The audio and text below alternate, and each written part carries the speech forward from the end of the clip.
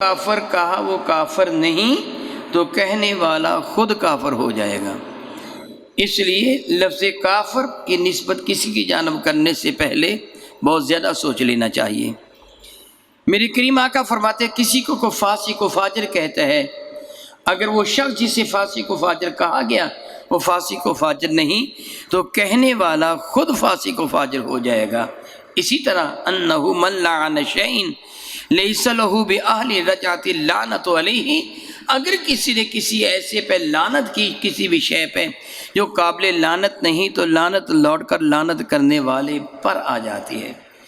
اس لیے کافر کہنے سے پہلے سوچنا چاہیے، مگر یہاں بغیر ہچکچاہٹ کے کہہ دیجئے یہ مرضی میری نہیں ہے، میرے نبی کی مرضی ہے، میرے اللہ کی مرضی ہے۔ پھر صحابہ کا اجماع ہے، آپ جانتے ہیں کہ صحابہ کرام کا پہلا اجماع اس اعتبار سے مانعین زکوٰۃ کے خلاف ہوا تھا کہ جب انہوں نے زکوٰۃ دینے سے انکار کر دیا تو صحابہ نے ان کو مرتد قرار دے کر سیدنا صدیق اکبر نے ان کے خلاف جہاد فرمایا تھا۔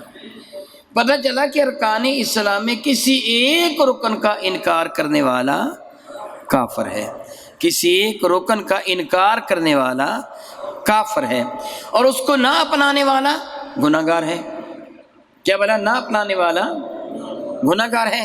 مگر یہ سارے ارکان اس اعتبار سے برابر نہیں ہے، سارے ارکان اس اعتبار سے برابر میرے اور آپ کے قریب آ کر رب ذوالجلال ان پہ بے شمار رحمت نازل فرمائے۔ سمجھانے کا انداز بہت زیادہ حسین تھا، بہت زیادہ حسین، بہت زیادہ حسین۔ فرمانے لگے تم جانتے ہو کہ خیمہ لگانے کا طریقہ کیا ہوا کرتا ہے، اور یہ ایک ایسا عمل تھا جس سے ہر وہ شخص واقف تھا جو بھی عرب کا باشندہ، کیونکہ بہرحال ان کو سفر کرنے کے لیے آنا جانا پڑتا اور وہ خیموں میں زندگیاں بسر کرتے، جس طرح خانہ بدوش یہ بادیہ نشین جس کو اب ٹپری باز کہتے ہیں پنجابی میں، کہ خیمے لگاتے ہیں، یہاں لگایا پھر وہاں لگایا، اسی طرح وہ سفر پر روانہ ہوتے تو اپنے ساتھ ایک ایسا کپڑا لے کے جاتے کہ جو چار کونوں والا، چکور یا مستطیل نما، مستطیل بھلا کسے کہتے ہیں کہ جس کا طول لمبائی عرض کے مقابلہ میں زیادہ ہو، جس طرح یہ میرے سامنے میز موجود ہے، اس کو کیا کہیں گے؟ مستطیل۔ اور مربع سے کہتے ہیں جس کے چاروں کونے، چاروں سمتیں برابر ہوں، کوئی بڑی چھوٹی نہ ہو، وہ کوئی مستطیل یا مربع شکل کا کو کپڑا اپنے ساتھ لے لیتے جس کو مخصوص انداز سے تیار کیا گیا ہوتا کہ اس کے کونوں کے ساتھ رسیاں بندھی ہوتی اور درمیان میں اس کو موٹا کر لیتے، 1 2 3 تہیں لگا کر دبیز موٹا کر لیتے، اور اس کو طے کر کے اپنے اونٹ پر، اپنے گھوڑے پر، گدے پر، خچر پر، جس پر انہیں سوار ہونا ہوتا اس کے اوپر طے کر کے رکھ لیتے، ان پہ سوار بھی ہو جاتے، بطور نمدہ بھی یہ کام دیتا، اس کے اوپر کجاوا رکھ لیا جاتا وغیرہ وغیرہ۔ اور اگر انہوں نے رات کو بیٹھنا ہوتا یا سائے میں بیٹھنا ہوتا، اسی کپڑے کو بطور چٹائی زمین پر بچھا لیتے اور اس کے اوپر بیٹھ جاتے، اور اگر شامیانہ لگانا ہوتا کہ ہلکی پھلکی بوندا بادی ہے تو یہ کپڑا موٹا ہوتا، یہ خیمے کے لیے اسپیشل وہ کپڑا ہوتا۔ میرے کریم آقا نے کئی مرتبہ ترکیہ کا چمڑے کا بنا ہوا خیمہ استعمال فرمایا تھا، یعنی یہ مخصوص قسم کا کپڑا ہوتا جو مضبوط ہوتا، کیونکہ خیمہ جو لگانا ہوتا تو اگر انہوں نے دوپہر کے وقت کہیں آرام کرنا، سائے کی ضرورت ہے، یا رات کے وقت آرام کرنا ہے تو خیمے کی ضرورت ہے، سردی کا موسم ہے، پھر یوں کرتے کہ یہ چاروں کونے، اس کپڑے کے جو چاروں کونے ہیں جن کے ساتھ رسیاں بندھی ہوئی ہوتی، ان کی سیدھ میں کلے ٹھونک لیتے اور ڈھیلی کر کے رسیاں ان کے ساتھ باندھ دیتے، ایک ڈنڈا لیتے، درمیان میں جو موٹا دبیز حصہ ہوتا جو بالکل درمیان میں، اس میں ایک ڈنڈا اڑیس دیتے تو پھر کیا ہو جاتا چھتری کی طرح کا ایک خیمہ سا بن جاتا، صرف ایک ڈنڈے پر۔ یہ موجودہ تو جو خانہ بدوشوں کے خیمے ہوتے ہیں نا، جب کئی ڈنڈے ہیں نا، وہ اسپیشل انہوں نے بنا رکھے ہیں، کمان کی طرح کے ڈنڈے بنا رکھے ہیں، ایسا وہ لمبا چوڑا اہتمام نہ کرتے، بالکل سادہ سا جس طرح میں نے بتایا۔ یہ خیمہ ایک ڈنڈے پر ہوتا، جس طرح کنوپی لگاتے ہیں ایک ڈنڈے پر یہ خیمہ کھڑا ہو جاتا، یہ عموماً رواج تھا۔ میرے قریب نے اس سے سوال فرمایا تم جانتے ہو خیمہ لگانے کا طریقہ کیا ہے؟ میں نے عرض کیا یا رسول اللہ ہم جانتے ہیں، میں بتا چکا ہوں ابھی آپ کو کہ ہم جانتے ہیں خیمہ لگانے کا طریقہ کیا ہے، وضاحت کی ضرورت نہ تھی، نہ میرے نبی نے پوچھا۔ صرف اتنا پوچھا تم جانتے ہو خیمہ لگانے کا طریقہ کیا ہے؟ جی یا رسول اللہ کیا ہے؟ فرمان لگے اسلام کو ایک خیمہ خیال کرو. کیا بھلا اسلام کو ایک؟ میرے نبی کے ارشاد گرامی میں بڑی وضاحت اور حکمت ہے. خیمہ کے نیچے تم پناہ لے لیتے ہو، بارش سے بھی بچ جاتے ہو، دھوپ سے بھی بچ جاتے ہو، تمہاری حفاظت بھی ہو جاتی ہے. گویا دامن اسلام میں تم آ کر ایک پناہ میں آ جاتے ہو، اللہ اور اس کے رسول کی پناہ میں آ جاتے ہو. فرمایا اسلام کے خیمہ خیال کرو. صحابہ سن رہے تھے. فرمان لگے وہ درمیان میں ایک ڈنڈا ہوتا ہے نا آقا، ایسے ہوتا ہے، ڈنڈا ہوتا ہے، میں سمجھو وہ ڈنڈا کلمہ طیبہ ہے. اگر وہ ڈنڈا نکال لیا جائے تو خیمے کا تصور ہوتا ہے، پھر کیا ہوگا؟ ڈنڈا نکل جائے گا تو زمین پہ بچھی ہوئی چٹائی. وہ خیمہ تب ہی بنے گا نا اگر ڈنڈا ہوگا تو. فرمایا وہ درمیان والا جو ڈنڈا ہے نا وہ کلمہ طیبہ ہے، اور بقیہ نماز روزہ حج زکوٰۃ وہ چاروں کونے ہیں. وہ چاروں جس پہ نقص ہوگا اسلام میں وہی نقص آ جائے گا. ایک اعتبار سے یہ ارشاد فرمایا، اور دوسرے اعتبار سے کیا ہے؟ یہ ہے عمل نہ کرنے کی وجہ سے گناہ کا ہونا. لیکن اگر عمل معاذ اللہ تعالیٰ سبحان اللہ تعالیٰ انکار کر دے، عمل سے تھوڑا آگے بڑھ جائے، زکوٰۃ دینے کی ضرورت نہیں ہے، نماز پڑھنے کی ضرورت ہے، روزہ رکھنے کی ضرورت ہے، حج کرنے کی ضرورت ہے نہیں ہے، اگر ان کی فرضیت کا انکار کر دے گا تو انکار کرنے والا کافر، دائرہ اسلام سے خارج. اگر وہ پہلے صاحب ایمان تھا تو مرتد ہو گیا. میں پہلے کہہ چکا ہوں یہ مرضی میری نہیں ہے، اللہ اور اس کے رسول کی مرضی. اسی پر صحابہ کا اجماع ہوا، جو ابھی تھوڑی دیر پہلے میں آپ کو بتا چکا ہوں کہ صحابہ کرام کا باقاعدہ اجماع اس بات پر ہی ہوا پہلا کہ جو نماز تو پڑھے گا، روزہ بھی رکھے گا، حج بھی کرے گا، مگر زکوٰۃ نہ دے گا، اس کا انکار کرے گا، وہ کافر ہے، دائرہ اسلام سے خارج ہے، وہ مرتد ہے. صحابہ کرام نے ان کے خلاف جہاد کر کے ان کو قتل کیا. جنہوں نے توبہ کر لی ان کی توبہ کو قبول کر لیا گیا. کیا پتہ چلا آپ کو کہ ان میں سے کسی ایک چیز کا انکار کرنے والا. اچھا، اب میں آپ سے ایک سوال کرتا ہوں، آپ نے میرے سوال کا جواب دینا ہے. زکوٰۃ کا انکار کرنے والا سارے بتا دو بغیر ہچکچاہٹ کے. اجماع صحابہ ہے، اللہ تعالیٰ نے تو ان کے درجات بلند فرمائے، ان سب سے جنتی ہونے کا وعدہ کر رکھا ہے. اگر ہم ان کی اتباع و اطاعت کریں گے تو جہنمی نہیں ہوں گے، بلکہ ہماری ذمہ داری ان کی اتباع کریں گے. ہم اہل سنت و جماعت ہیں، صحابہ کے جماع کی ہم تائید کرتے ہیں، ان پہ یقین رکھتے ہیں، عقیدہ رکھتے ہیں. تو صحابہ کا اجماع ہوا کہ تارک زکوٰۃ، مراد تارک زکوٰۃ سے کیا ہے؟ زکوٰۃ کا نہ دینے والا، انکار کرنے والا کہ زکوٰۃ نہیں دینی چاہیے یا میں نہیں دوں گا، میں نہیں دوں گا زکوٰۃ، مراد وہ انکار کر رہا ہے. انہوں نے یہی کہا تھا ہم زکوٰۃ نہیں دیں گے. تو صدیق اکبر نے فرمایا تھا اللہ کی قسم، وہ رسی جس سے اونٹ کا گھٹنا باندھا جاتا ہے، ان چھوٹی سی رسی، اگر زکوٰۃ میں وہ نکلتی ہوگی نا اور وہ ادا نہ کریں گے، میں پھر بھی ان کے خلاف جہاد کروں گا. اور سارے صحابہ کرام نے صدیق اکبر کی تائید کی کہ آپ بالکل درست فرما رہے ہیں. مرتبہ زکوٰۃ کا زیادہ ہے کہ نماز کا؟ ہاں سارے بتا دو. مرتبہ زیادہ زکوٰۃ کا ہے کہ نماز کا؟ نماز کا ہے نا. زکوٰۃ ہر کسی پر فرض ہے، ہر مسلمان پر زکوٰۃ فرض ہے. اس کے لیے صاحب نصاب ہونا شرط ہے، سال کا گزرنا شرط ہے. اس لیے سارے لوگوں پر، سارے یعنی مسلمانوں پر، یہاں مسلمان میری مراد ہے لوگوں سے، سارے مسلمانوں پر زکوٰۃ فرض ہے، لیکن سارے مسلمان پر نماز فرض ہے. تو اب میں آپ کو اللہ اور اس کے رسول کا واسطہ دے کر یہ جملہ کہہ رہا ہوں. مجھے بتائیے اگر وہ فرض سے کم درجہ عبادت کا انکار کرنے والا کافر ہے تو نماز کا انکار کرنے والا وہ پیر، وہ ملنگ، وہ کیا ہوگا؟ میں یہ جملہ نہیں کہہ رہا، آپ کو ایک ایک کے ساتھ دلا رہا ہوں. پھر جو ان کو ماننے والا ہے، جو کہتا ہے یہ سچا ہے میرا پیر، بس ٹھیک ہے، وہ کہاں جائے گا؟ دیکھیے گمراہی کس قدر آگے بڑھ چکی ہے، ہم کتنے بڑے معاذ اللہ تعالیٰ سبحانہ راستے سے بہک چکے ہیں۔ اور فی زمانہ وہ غامدی وغیرہ وہ کہتے ہیں نمازیں صرف 3 ہیں 5 ہیں ہی نہیں، اللہ یعوذ باللہ تعالیٰ ثم اللہ یعوذ باللہ تعالیٰ۔ میں اللہ سے معافی مانگتا ہوں، یہ جملہ کہہ رہا ہوں معاذ اللہ، میں اللہ سے 1000 مرتبہ معافی مانگتا ہوں، عقل اسے زیادہ ہے یا میرے نبی کو زیادہ، صحابہ کرام کو زیادہ ہے؟ میرے نبی 5 فرمائیں کہیں، وہ کہے قرآن سے ثابت 3 ہیں، الیاذ باللہ تعالیٰ جو خود کو میرے نبی سے عقل مند دانا سمجھتا وہ کافر نہیں تو اور کیا ہے؟ میرے کریم آقا کا جو ارشاد گرامی قدر صلو کما رأیتمونی اصلی، صلاۃ اس طرح ادا کرو جس طرح میں مصطفیٰ کریم صلاۃ ادا کرتا ہوں۔ تو طریقہ صلاۃ کس نے بتایا؟ نبی نے۔ جو نبی کے طریقے کو چھوڑ دے گا وہ صراط مستقیم پہ رہ سکتا ہے؟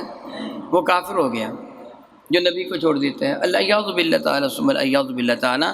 پھر کسی بھی پیر کا یہ کہنا، کسی بھی ملنگ کا یہ کہنا، جعلی پیر یا جعلی ملنگ کا یہ کہنا وہ ہماری نماز اور ہے، مولوی کی نماز اور ہے۔ یاد رکھیے مولوی اللہ والے کی نماز وہی ہے جو مصطفیٰ کریم کی نماز ہے، اس کی اپنے باپ کی بنائی ہوئی نماز نہیں ہے، میرے نبی کی بنائی ہوئی نماز ہے۔ جو کہتا ہے اس کی نماز اور ہے، میری نماز اور ہے۔ اگر تو نبی کا تابع فرما نہیں تو پھر تو شیطان کا چیلا ہے۔ 2 ہی صورتیں ہیں نا، یا تو پھر تو نبی کا غلام ہے، یا پھر نبی کی غلامی سے تو نے سر نکالا تو پھر کس کا غلام بن گیا؟ شیطان کا غلام بن گیا، پھر تو شیطان کا چیلا ہے۔ اچھی طرح یقین کر لیجئے، اچھی طرح جان لیجئے، نماز کا نہ پڑھنا جمہور فقہاء کرام کے نزدیک نماز کا نہ پڑھنا گناہ ہے، نماز کا انکار کرنا کفر ہے۔ میری اور آپ کے کریمہ کا تاجر ارب و جم شفیع معظم رحمت عالم صلی اللہ علیہ وسلم سے حضرت سیدنا عبداللہ ابن عمر رضی اللہ تعالیٰ نے حدیث مبارکہ کو روایت کرتے ہیں، اور امام بخاری امام مسلم رحمہم اللہ تعالی ان دونوں نے حدیث مبارکہ کو نقل کیا۔ ان کے سوا کتب صحابہ یہ حدیث مبارکہ مختلف انداز کے ساتھ پائی جاتی ہیں۔ میرے کریم فرماتے بنی الاسلام علی 5، یاد رکھو اسلام کی بنیاد 5 چیزوں پر رکھی گئی ہے، ان میں سے کسی ایک چیز کا انکار کرنے والا بھی کافر۔ اسلام کی بنیاد کتنی چیزوں پہ رکھی گئی ہیں؟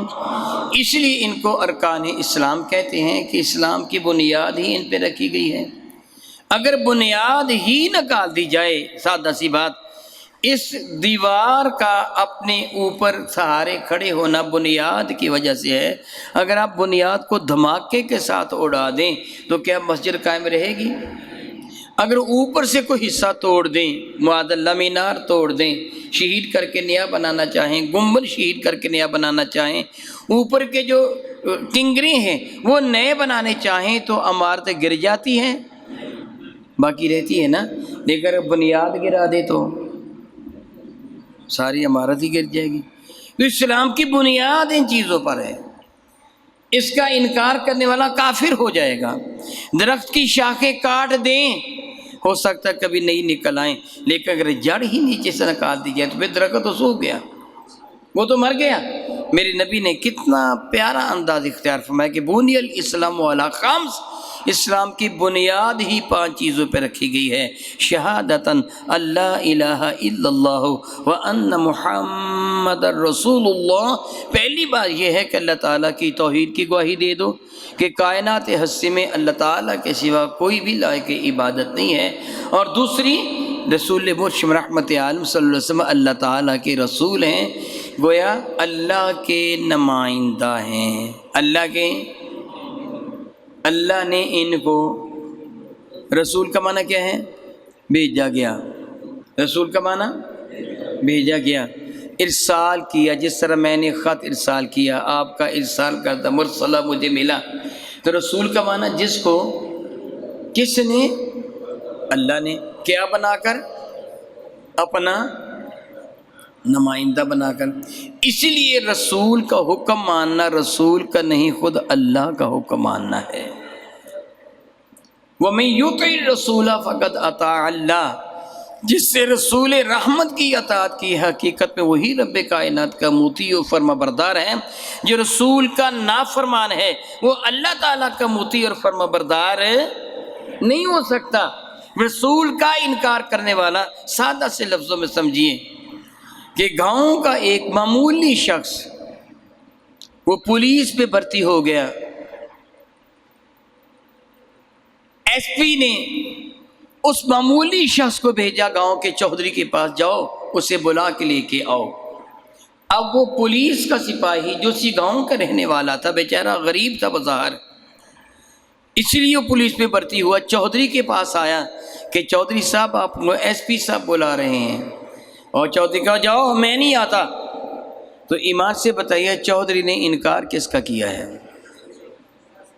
بظاہر وہ کہے یہ تو میرے گاؤں کے غریب آدمی تھا، میں نے اس کا انکار کیا، اس سے اس کا انکار تو نہیں کیا، اس سے انکار ایس پی کا کیا ہے۔ معاذ اللہ، بلا تشبیہ و بلا تمثیل، یہ تشبیہ دی نہیں جا سکتی، میں نے آپ کو سمجھانے کے لیے دی۔ نبی کا درجہ تو بہت بلند ہوتا ہے، نبی کا درجہ تو جو خود بھی بہت بلند ہو، کیا بھلا خود بھی بہت بلند ہو اور سب سے بلند ترین کا نمائندہ بھی ہو، ڈبل ہو گئے نا، خود بھی بہت بلند ہیں اور اللہ تعالیٰ نے منصب نبوت اسے ہی ہمیشہ عطا فرمایا جو پوری قوم میں سب سے زیادہ عرف اور اعلیٰ ہے، صرف اسے ہی عطا فرمایا۔ یہ تو دنیاوی اعتبار سے نا، تو آپ جانتے ہیں کہ منصب نبوت کے اعتبار سے مرتبہ کتنا بلند ہے۔ اہل سنت کا عقیدہ ہے، یقین ہے کہ دنیا بھر کے صلحاء، اولیاء، کتب، ابدال، اوتاد، نیکوکار، صالحین، سب کی عبادت و زہد و تقوی کو ترازو کے ایک پلڑا میں رکھا جائے تو صحابی جس نے میرے نبی علیہ السلام کی زیارت کی، ایک نظر زیارت کی، بعد میں موقع نہیں ملا، ایک نظر زیارت کی، اس کے پائے عطر کی خاک کے برابر بھی یہ نہیں ہو سکتے۔ تو صحابی کا درجہ بہت کم ہے، نبی کا درجہ تو بہت بلند ہے۔ عام آدمی کا درجہ کتنا ہے وہ تو ابھی آپ نے سنا، وہ تو صحابی کے برابر نہیں ہو سکتا، کوئی صحابی سارے مل کر نبی کے برابر نہیں ہو سکتے۔ پھر درجات الگ الگ ہیں، انبیاء، اولو العزم، رسولان اعظم وغیرہ وغیرہ، تو ہو بھی وہ اعلیٰ ہر اعتبار سے، اور اعلیٰ کا نمائندہ ہو تو اس کا انکار کتنا بڑا کفر ہوگا۔ اللہ یعوذ باللہ تعالیٰ، یہ دو چیزیں یہ کیا ہیں؟ اسلام کی بنیاد ہے۔ میرے کریم نے فرمایا بنی الاسلام علی خمس، 5 چیزوں پہ۔ پہلی 2 چیزیں کیا ہیں؟ توحید و رسالت۔ اللہ نے ان کو ایک ہی، میرے نبی نے ایک ہی گنا نا، اللہ کے حکم سے ایک گنا نا۔ پہلا رکن کیا ہے؟ توحید و رسالت پر ایمان لانا، جس طرح توحید پر ایمان لانا فرض، اس طرح رسالت پر بھی ایمان لانا۔ اور دوسری چیز کیا ہے؟ وَإِقَامِ الصَّلَاةِ، اور نماز کو قائم کرنا۔ نماز کو قائم کا معنی کیا ہے میں وہ بعد میں عرض کرتا ہوں۔ وَإِيتَاءِ الزَّکَاةِ، اور زکوٰۃ کو ادا کرنا۔ سبحان اللہ وبحمدہ، سبحان اللہ۔ کل میں ایک اشارہ کر چکا ہوں، اللہ تعالیٰ فرمائے وَأَقِیمُوا الصَّلَاةَ وَآتُوا الزَّکَاةَ، نماز قائم کرو، زکوٰۃ ادا کرو۔ ایک ہی آیا برکہ کہ ایک ہی جز میں دونوں حکم دیے ہیں نا، نماز بھی قائم کرو، زکوٰۃ بھی ادا کرو۔ اب الحمدللہ تعالیٰ آپ کتنے خوش قسمت ہیں کہ کتنا اعلیٰ عقیدہ رکھتے ہیں۔ ہم جانتے ہیں حکم اللہ کا ہے، لیکن اللہ کی عطا سے وضاحت اور مرضی میرے نبی کی ہے۔ اسی جملہ میں حکم ہے کہ نماز ادا کرو، ساتھ ہی حکم اور زکوٰۃ، وہ درمیان میں عاطفہ ہے کہ جیسا حکم ادھر ہے ویسا حکم ادھر ہے۔ اگر میں ترجمہ کروں گا تم ترجمہ کرو گے سمجھو گے تو وہ عاطفہ کے اعتبار سے جو ماں قبل اور ماں بعد ہے دونوں برابر ہیں۔ ماں قبل اور ماں بعد دونوں، یہ اور یہ، میں کسی کو کہوں یہ اور یہ آفس میں پہنچا دو، کیا بھلا کہوں یہ اور یہ آفس میں پہنچا دو، وہ آدمی قرآن کی بھی لے کے آئے، وہ لے کے نہ آئے۔ میں کہوں میں نے تمہیں کیا کہا تھا، یہ اور یہ آفت میں پہنچا دو، آپ نے کیا کیا؟ یہ لے کے کہنے لگا جی وہ 1 مہینے کے بعد لے کے آؤں گا۔ میں کیا کہوں گا، میں نے تجھے کہا تھا 1 مہینے کے بعد یہ لے کے آنا۔ میری بات کی آپ کو سمجھ آ رہی ہے؟ میں نے کیا کہا تھا، یہ اور یہ ایک ہی جملے میں کہا تھا، دونوں آفت میں لے کے آؤ۔ میں تمہارا انتظار کرتا ہوں، میں تمہارا انتظار کروں، تم ایک لے کے آ گئے، جی نہیں جی وہ مہینے کے بعد میں لے کے آؤں گا، مجھے تو ابھی چاہیے۔ اگر میں کہتا یہ وہ آفت میں لے کے آؤ، 1 مہینے کے بعد یہ لے آنا، بات واضح ہو جاتی، مگر میں نے تو 1 مہینے کا فاصلہ درمیان میں ڈالا ہی نہیں ہے۔ اگر میں کہتا یہ لے آؤ اور 1 مہینے کے بعد یہ بھی لے آنا، تو پھر تو میرے حکم پر عمل کرتے، یہ ابھی لے آتے، یہ مہینے کے بعد لے آتے۔ میں نے تو کہا تھا یہ اور یہ، واو عاطف نے دونوں کو ایک ہی حکم میں رکھا۔ رب نے فرمایا اقیموا الصلاۃ وآتوا الزکاۃ، نماز بھی ادا کر، زکوٰۃ بھی دے۔ میرے نبی نے فرمایا نماز دن میں 5 مرتبہ ادا کرنا، زکوٰۃ سال میں 1 مرتبہ دینا۔ یہ مرضی کس کی ہے؟ وضاحت کا حق کس کو ہے؟ تو قرآن سمجھ سکتا ہے نبی کو چھوڑ کر؟ پھر یہ کہ اللہ نے فرمایا اقیموا الصلاۃ وآتوا الزکاۃ، صلاۃ بھی ادا کرو، زکوٰۃ بھی دو۔ میرے نبی فرماتے زکوٰۃ وہ دے جو صاحب نصاب ہے، اور ہاں آج نہیں صاحب نصاب ہوا، سال بھی گزر جائے تب زکوٰۃ دینی ہے، لیکن نماز روزانہ پڑھنی ہے۔ یہ وضاحت کہاں سے آ گئی اقیموا الصلاۃ وآتوا الزکاۃ میں؟ مواطفہ میں یہ وضاحت کیسے آ گئی؟ پتہ چلا کہ قرآن کو سمجھنے کی مرضی تیری نہیں، مصطفیٰ کریم کی اطاعت واجب ہے تجھ پر۔ تو ان سے پوچھے گا کہ قرآن پاک کو کس طرح سمجھا جاتا ہے؟ میرے کریم نے ارشاد فرمایا زکوٰۃ کا ادا کرنا، وحج البیت، اور حرم کعبہ کا حج کرنا، وصوم رمضان، اور رمضان و بار کے روزے رکھنا، یہ اسلام کی 5 بنیادی چیزیں ہیں۔ بنی الاسلام علی 5 بحمد اللہ تعالیٰ ثم الحمد للہ تعالیٰ۔ ان میں کلمہ طیبہ کے بعد سب سے اہم ترین عبادت نماز ہے۔ زکوٰۃ کب دینی ہے؟ سال میں 1 مرتبہ، زندگی میں جی کئی مرتبہ، ہر سال جو دینی ہے۔ حج کا بھی یہی حکم ہے کہ ہر سال ہی کیا کرو۔ اللہ اکبر اللہ اکبر اللہ اکبر۔ میرے قریب نے جب ارشاد فرمایا نا حج بھی کرنا ہے، فرض ہے، میرا اللہ فرماتا ہے جل مجد الکریم وَلِلَّهِ عَلَى النَّاسِ حِجُّ الْبَيْتِ مَنِ اسْتَطَاعَ إِلَيْهِ سَبِيلًا۔ اعلان فرما دو بابو مکرم، حج تم پر فرض ہے، اللہ کو راضی کرنے کے لیے حج تم پر فرض ہے۔ وَلِلَّهِ عَلَى النَّاسِ، اللہ کو راضی کرنے کے لیے لوگوں پر حج فرض ہے۔ مَنِ اسْتَطَاعَ إِلَيْهِ سَبِيلًا، جو بھی وہاں جا سکے اس پر فرض ہے، جو بھی وہاں جا سکے اس پر۔ الحج اشہر معلومات، یاد رکھو معلوم شدہ مہینوں میں حج ہے، جو وہاں جا سکے اس پر حج۔ میرے نبی ارشاد فرما رہے تھے، اقرع بن حابس رضی اللہ تعالیٰ عنہ اٹھ کے کھڑے ہو گئے، اللہ کے نبی علیہ السلام ہر سال فرض ہے، زکوٰۃ ہر سال فرض ہے کہ نہیں؟ نماز 1 دن میں 5 مرتبہ، اور روزے سال کے بعد، روزے سال کے بعد۔ پھر فرضیت میں بھی فرق ہے، کس کے پہ روزہ فرض ہے کس پہ نہیں ہے، وہ ایک مسئلہ ہے نا، آپ جانتے ہیں نا، وہ بیمار ہو مسافر ہو وہ نہ رکھے، اللہ نے اجازت دی ہے۔ اور زکوٰۃ جو غریب ہے وہ نہ دے، جو غریب ہے حج بھی نہ کرے، ہے نا۔ سبحان اللہ و بحمدہ۔ حضرت اقرع بن حابس کھڑے ہوئے، یا رسول اللہ حج ہر سال فرض ہے۔ میرے کریم آقا نے کوئی جواب نہیں دیا، چپ رہے۔ دوبارہ انہوں نے سوال عرض کر، یا رسول اللہ ہر سال فرض ہے، میرے کریم پھر بھی چپ رہے۔ انہوں نے تیسری مرتبہ عرض کر، یا رسول اللہ ہر سال ہی فرض ہے، میرے کریم آقا پھر بھی چپ رہے، ہاں یا نہ فرمایا ہی نہیں۔ اقرع بن حابس کہتے میں پریشان ہو کے میں نے کہا اے کاش کہ میں نے سوال نہ کیا ہوتا، شاید میرا سوال رسول رحمت کو ناگوار گزرا ہے، حضور چپ رہے ہیں۔ میں بیٹھ گیا، جب سکون ہو گیا نا، سارے صحابہ کرام متوجہ تھے میرے نبی کی جانب کہ ایک شخص سے 3 مرتبہ سوال کیا ہے، مگر رسول رحمت نے اس کے سوال کا جواب نہیں دیا، کہیں عذاب تو نہیں نازل ہوگا اس پر۔ کہیں حضور سے ناراض تو نہیں ہو جائیں گے؟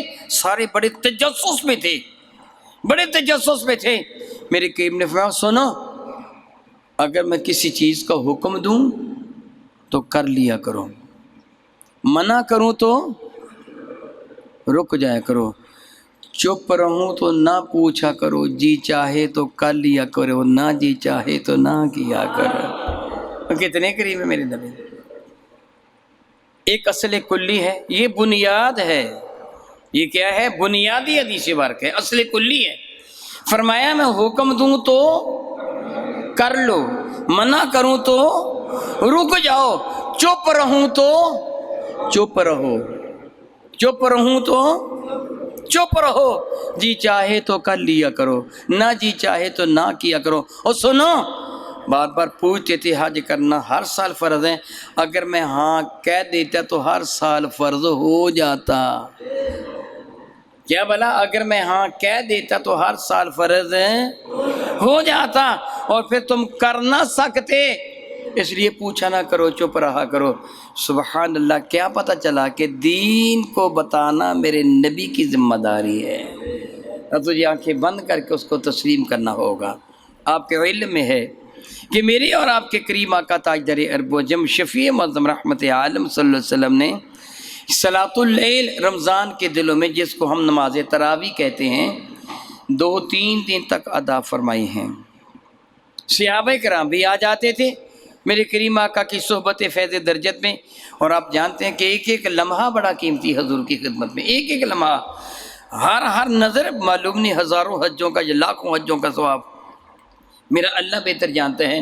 صحابہ تو بڑا شوق رکھتے تھے، وہ پہلے دوسرے دن آ گئے، تیسرے دن یا چوتھے دن میرے نبی تشریف ہی نہ لائے، اگلے دن تشریف لائے تو فرما لگے مجھے پتہ چل گیا تھا کہ تم اتنی کثرت کے ساتھ آ گئے ہو کہ ساری مسجد ہی بھر گئی، میں باہر جان بوجھ کے نہیں آیا۔ کیوں نہیں آیا؟ تمہارا ذوق و شوق دیکھ کر میں تو نہیں کہوں گا، سبحان اللہ، میں تو رحمت عالم ہے نا، میں تو نہیں کہوں گا، تمہارا ذوق و شوق دے کر کہیں اللہ مجھے حکم نہ دے دے محبوب ان کو کہہ دو روزانہ پڑھ لیا کرو۔ اگر اللہ حکم دے دیتا پھر تو مجھے کہنا پڑتا نا، پھر نماز تراویح فرض ہو جاتی اور تم سے پڑھی نہ جاتی، اس لیے میں آیا ہی نہیں کہ تمہارا جی چاہے تو پڑھ لو۔ اللہ اکبر، اللہ اکبر، یہ اصل کلی ہے۔ اب کوئی آدمی تم سے یہ سوال کرے فلاں چیز جائز ہے، چلو ختم شریف ہی لے لیں یا صلح ہی لے لیں، کوئی جملہ لے لیں، کوئی سوال کرے کہ فلاں چیز جائز ہے، اس کا جواب کیا ہوگا؟ نبی نے کیا ارشاد فرمایا صلی اللہ علیہ وسلم؟ کیا ارشاد فرمایا؟ میں کسی چیز کا حکم دوں تو کر لو، منع کروں تو چپ رہوں تو جی چاہے تو نہ جی چاہے تو۔ اس سے سوال کرو کیا نبی نے انگوٹھے چومنے سے منع کیا؟ پوچھو، کیا نبی نے ختم شریف دلانے سے منع کیا؟ اس سے پوچھو، کیا نبی نے الصلاۃ والسلام علیک یا رسول اللہ کہنے سے منع کیا؟ جی بتائیے پھر میں نے جو جملہ کہا، بلکہ حکم دیا، منع نہیں کیا، بلکہ آپ پوچھیں گے کہاں حکم دیا؟ میرے نبی نے تحیات سکھائی اور فرمایا، اس میں کہو السلام علیک ایھا النبی، اے نبی تم پر سلام ہو، ورحمۃ اللہ وبرکاتہ، اللہ کی رحمتیں بھی ہو اور برکتیں بھی ہو۔ اور پھر درود ابراہیمی بھی نبی نے سکھایا، جس میں نبی کی آل پر درود پاک ہے، جس میں نبی کی، تو پھر یہ کس نے سکھایا ہے؟ حکم کیا دیا تھا؟ میں حکم دوں تو وہ، اس پہ اجازت ہی نہیں، اس کا کرنا ضروری ہے۔ باقیوں کی اجازت ہے، کیا بھلا باقیوں کی؟ آپ جانتے ہیں اگر کوئی انگوٹھے نہ چومے تو کبھی آپ نے اس پر کفر کا فتویٰ لگایا؟ کہا کہ تو دار اسلام سے خارج ہوگا، انگوٹھے نہیں چومے، جی چاہے تو چوم لو، جی چاہے تو نہ چومے۔ نبی فرماتے میں منع نہ کروں تو تیری مرضی کر لے، جی چاہے تو نہ کر۔ باقی تو یہ دیکھیے محبت ہے نا، اگر صحابہ کرام نے میرے نبی کے وضو کا پانی اپنے ہاتھوں پر اٹھا کے چہروں پہ ملا تھا لعاب دہن والا تھا، میرے نبی نے حکم تو نہیں دیا تھا، منع تو نہیں کیا، پھر کیا تھا؟ جی چاہے تو نہ جی چاہے تو۔ اچھا اب بتائیے صحابہ کو یہ تعظیم کرنے کا ثواب بھی ہوا ہوگا؟ جی ہوا ہوگا نا؟ پتہ چلا جس بات سے نبی نے منع نہیں کیا نا، اگر وہ صحیح چیز اس پر ثواب بھی ہوگا، پھر انگوٹھے چونے پر ثواب بھی ہوگا۔ آپ بنیادی چیز سمجھ گئے ہیں نا؟ اس کو ہمیشہ کے لیے یاد رکھ رہے، یہ ایک اصل کلی ہے، اصل جڑ کو کہتے ہیں، اصول بھی آپ اسے کہہ سکتے ہیں، جو جمع ہے اصل کی۔ اصل کسے کہتے ہیں؟ جڑ کو، بنیاد کو۔ یہ ایک بنیادی عقیدہ ہے سارے اعمال کا۔ آپ نماز ظہر کے بعد 2 رکعت نماز نفل پڑھتے ہیں، نماز مغرب کے ساتھ پڑھتے ہیں، نماز عشاء کے ساتھ پڑھتے ہیں، کوئی بڑے سے بڑا علامہ ثابت کر دے کہ میرے نبی نے یہ پابندی کی ہے، نہیں پابندی کی، مگر منع بھی تو نہیں فرمایا۔ جس چیز سے نبی نے منع نہیں کیا اس کو اپنا لیجئے، لیکن ہم یہ نہیں کہتے ضرور پڑھو، یہ نفل نہ پڑھے تو گناہ گار ہو۔ ہم کہتے نہیں کوئی ضروری نہیں ہے، تھکے ماندے ہو فرائض ادا کر لو، سنن مؤکدہ ادا کر لو، وتر ادا کر لو جو واجب ہیں، چلو باقی چھوٹ بھی جائیں گے تو کوئی گناہ نہیں، پڑھو گے تو ثواب زیادہ ہے، یہی کہتے ہیں نا۔ الحمدللہ کتنا اعلیٰ عقیدہ ہے آپ کا، کتنا صحیح عقیدہ ہے آپ کا۔ بتائیے نبی کی حدیثوں کے مطابق ہے کہ نہیں؟ نبی کی سنتوں کے مطابق ہے کہ نہیں؟ یہ سب کچھ تھا کہ میرے نبی نے فرمایا کہ فلاں چیز فلاں وقت کر لو، فلاں چیز فلاں وقت کر لو، ہم نے اسی کو اپنا لیا۔ میں نے عرض کیا تھا کہ میرے نبی نے فرمایا کہ نماز کا قائم کرنا، نماز کا، سنیے یہ حدیث برکت سینہ عبداللہ بن عمر سے ہے رضی اللہ تعالی عنہ۔ الفاظ حدیث سن لیجئے۔ ان عبداللہ ابن عمر رضی اللہ تعالی عنہ عن النبی صلی اللہ تعالی علیہ وعلی آلہ وصحبہ وبارک وسلم دائما ابدا انہو ذکر الصلاة یوما۔ سید عبداللہ ابن عمر رضی اللہ تعالیٰ فرماتے ہیں ایک دن کا ذکر ہے کہ اللہ تعالیٰ کے محبوب ہمارے کریم آقا تاجدار ارب و جم شفیع معظم رحمت نے نماز کا ذکر فرمایا۔ فقال، تو رسول رحمت نے فرمایا، لہو نماز کے لیے، من حافظ علیہا، جس سے نماز کی حفاظت کی۔ بلا کہ جس سے نماز کی، ابھی تھوڑی دیر پہلے میں ایک بات کہہ چکا ہوں، میں نماز کے قائم ہونے کا معنی عرض کرتا ہوں۔ کیا میں نے کہا تھا؟ اللہ فرماتا نماز قائم کرو، میرے نبی فرماتے قیام الصلاۃ، نماز قائم کرو۔ تو نماز کے قائم بہترین تفسیر قرآن کی وہ ہے جو میرے نبی نے کی ہے، باقی سب کی عقل ناقص ہے۔ انبیاء کی عقل کامل ہے، پھر میرے نبی کی تو عقل، اللہ اکبر اللہ اکبر، وہ تو اکمل ترین ہے میرے نبی، سب سے زیادہ کامل، ان سے زیادہ کامل تو اللہ نے کو پیدا ہی نہیں کیا۔ تو میرے نبی نے تفسیر کیا، ارشاد فرمائی، من حافظ علیہا، جس سے اس کی حفاظت کی۔ کیا بلا؟ جس سے اس کی، آپ اس قرآن کریم کو میری حفاظت میں دے کے چلے جلے، شاہ جی اس کی حفاظت کرنا، میں آدھا گھنٹہ حفاظت اس کی کر کے چلا جاؤں اور کوئی اس کو اٹھا کے لے جائے تو میں نے حفاظت کا حق ادا کیا؟ پھر حفاظت کرنا کیا ہے؟ میں ہمیشہ اس کی حفاظت کروں، اس کو ضائع نہ ہونے دوں، اس کو چوری نہ ہونے دوں، اس کو آگے پیچھے نہ ہونے دوں۔ گویا مسلسل نماز کا ادا کرنا نماز کی حفاظت ہے۔ کیا بلا؟ ایک آدھ پڑھ لینا یہ نماز کی حفاظت ہے، کیونکہ باقیوں کو ضائع کر دینا ہے۔ ایک کو پڑھ لینا، باقیوں کو یہ ضائع کرنا حفاظت تو نہیں ہوتی۔ آپ جس چیز کو ضائع کر دیں، آپ یہ کہیں میں نے محفوظ کر لی تو بے وقوفی ہے۔ محفوظ کون سی ہے جو تو نے حقیقتاً محفوظ کر رکھی ہے؟ ہر نماز کو ادا کر، صرف ادا نہ کر، ایسا گناہ بھی نہ کر جس سے یہ ضائع ہو جائے۔ اور بدترین جرم جس سے نمازیں ضائع ہو جاتی وہ نبی کی گستاخی ہے۔ میرا اللہ فرماتا وَلَا تَجْهَرُوا لَهُ بِالْقَوْلِ كَجَهْرِ بَعْضِكُمْ لِبَعْضٍ، خبردار میرے محبوب کو اس انداز سے عامیانہ سے نہ بلا لینا جس طرح آپس میں ایک دوسرے کو مخاطب کر لیتی ہو، وگرنہ کیا ہوگا؟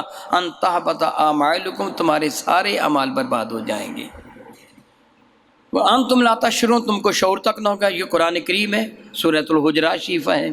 اور آپ نے یہ بھی سنا ہے میری زبانی ایک سے زیادہ مرتبہ کہ دنیا میں حقوق العباد کو ادا نہ کرنے والے کی نمازیں جاتی رہیں گی۔ تو میرے نبی نے کیا فرمایا؟ نماز کی کیا کرنی ہے؟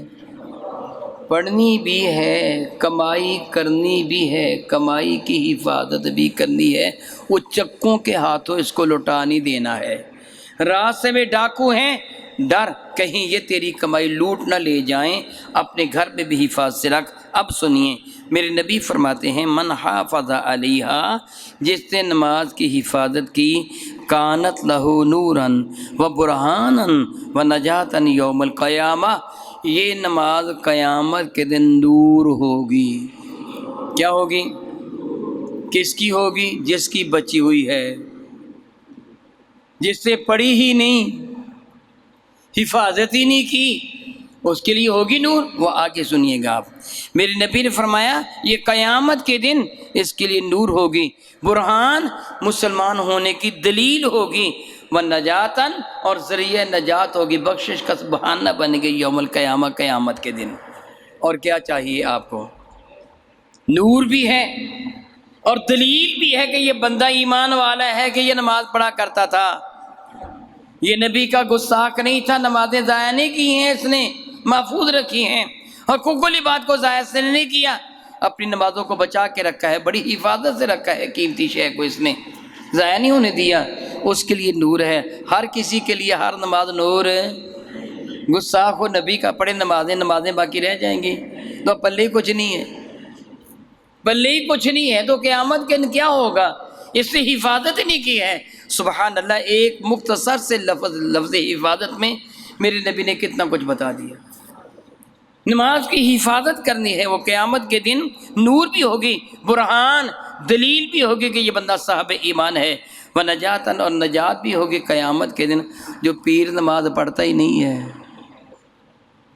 اس کا عالم کیا ہوگا؟ آگے سن لیجیے، میرے قریب نے فرمایا وَمَن لَّمْ يُحَافِظْ عَلَيْهَا، اور جس نے نماز کی حفاظت نہیں کی، یعنی مسلسل پڑھی نہیں ہے، ایک آدھ پڑھ لی بس ٹھیک ہے، یا سرے سے نہیں پڑھی، یا پڑھی تو تھی مگر اس نے عمل ایسے کیے جس سے نمازیں برباد ہو گئیں، جس طرح میں پہلے بتا چکا ہوں۔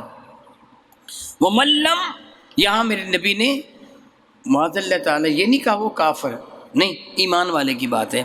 وَمَن لَّمْ يُحَافِظْ عَلَيْهَا، جس نے اس کی حفاظت نہیں کی، لم یکن لہ نوراً، نور، وہ قیامت کے اس کے لیے نور، ولا برہان، اور قیامت کے اس کے پاس کوئی مسلمان ہونے کی دلیل بھی نہیں ہوگی، اس کے پاس کوئی مسلمان ہونے کی،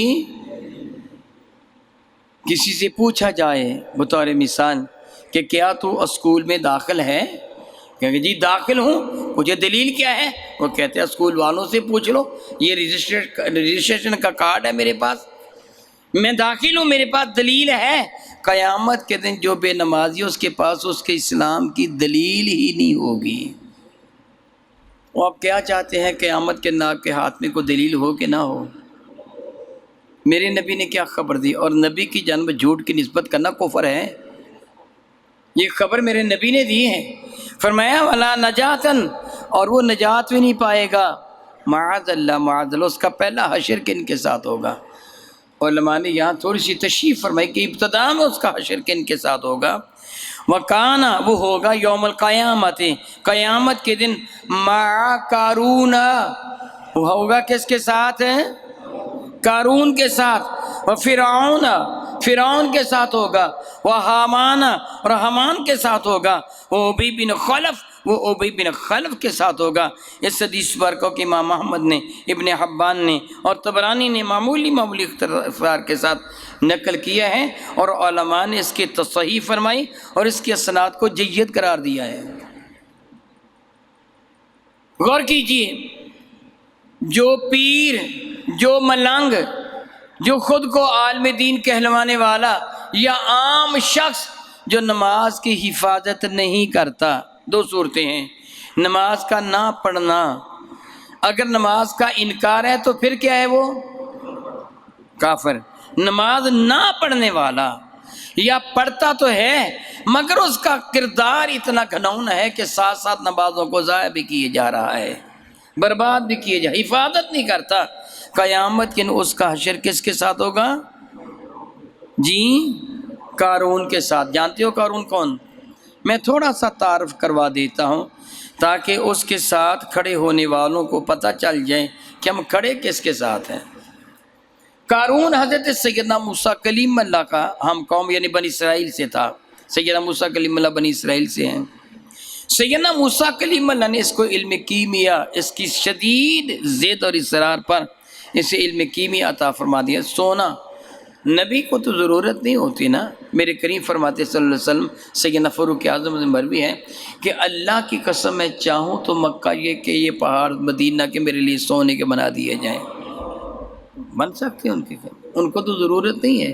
اسے علم کی میں سکھایا اور اس کے پاس دولت کا اتنا انبار ہو گیا، اتنا بڑا انبار کہ اس کے خزانوں کی چابیاں زمانے کے مطابق چمڑے کی تھیں، اور چمڑے کی ایک چابی معلوم نے کتنے خزانوں کو لگتی تھی، اور چابیاں اٹھانے کے لیے کئی اونٹ، ایک روایت میں 70 اونٹ مطمئن تھے جن پر چابیاں اٹھ رکھی جاتی تھیں۔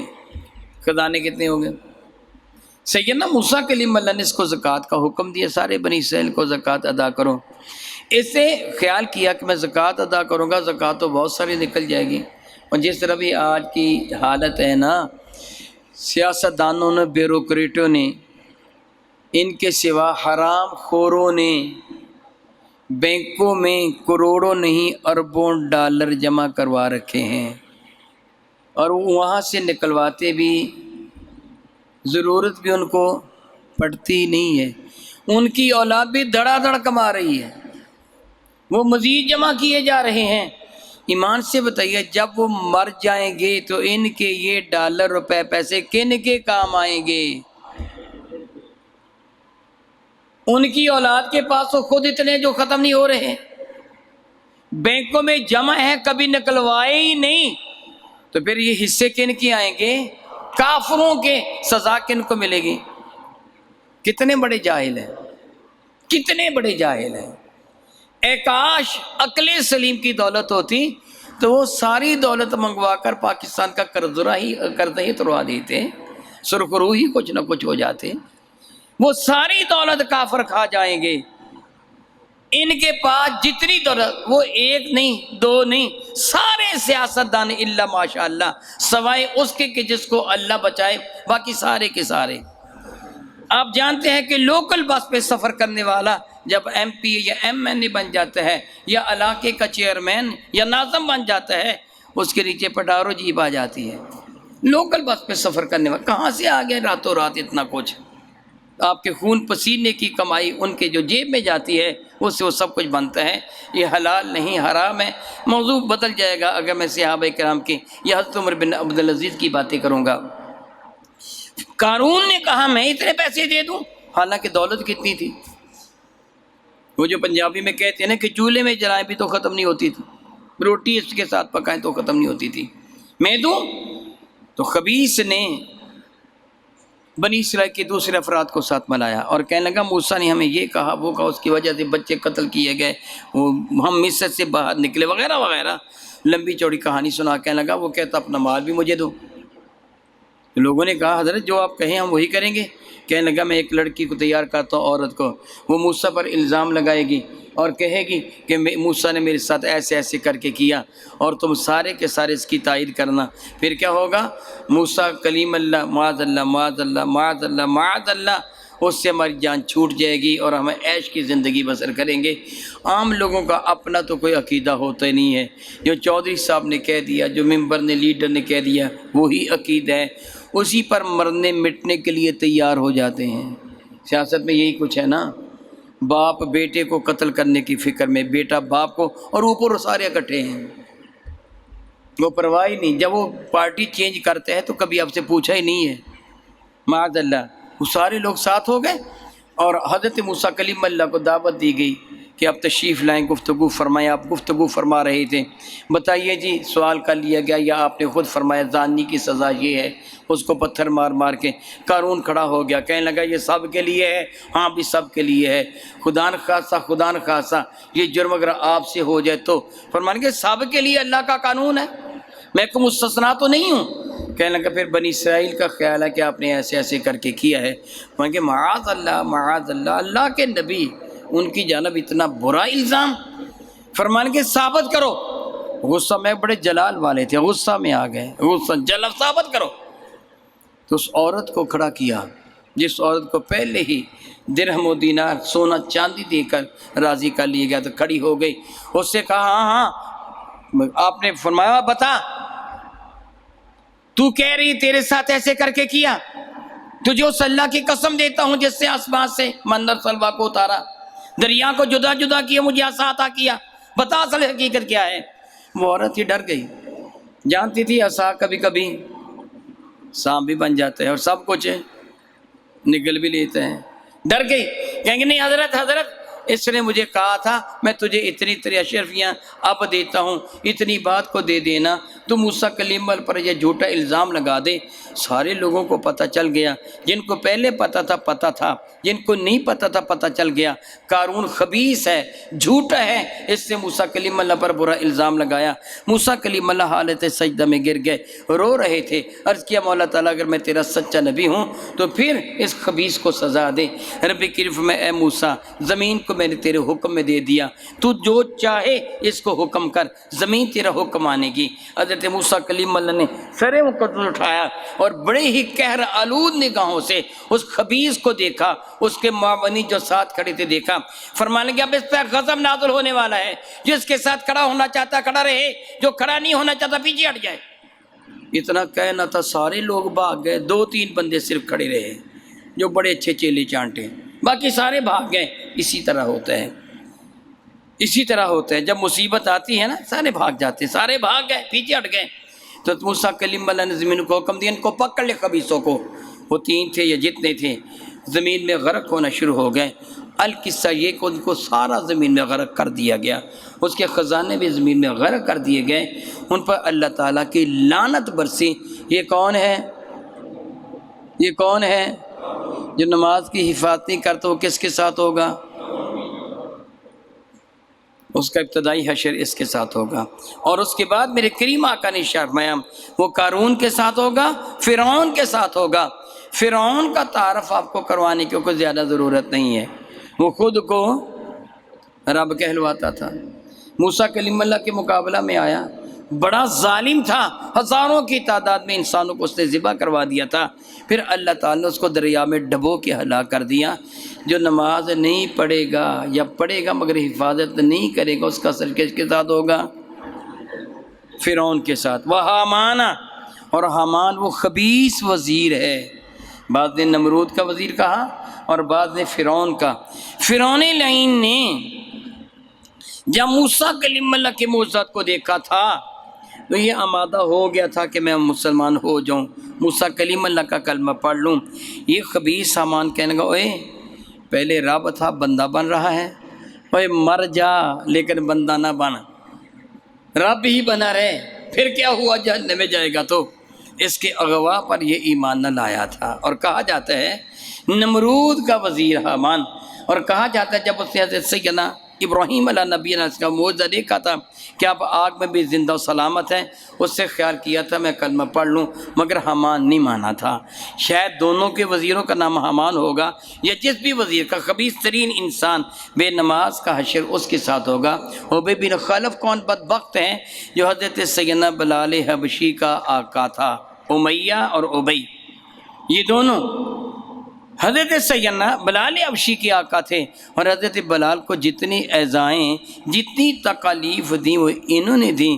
قیامت کے دن بے نماز کا حشر ان کے ساتھ ہوگا۔ پتہ چلا آپ کا کن کے ساتھ ہوگا؟ تو جو پھر جعلی پیروں کو مانتے ہیں، جعلی ملنگوں کو مانتے ہیں، اور وہ بڑا خوبصورت سا جملہ کہتے ہیں تو میرے مرید ہو گئے ہو نا، کیا بنا؟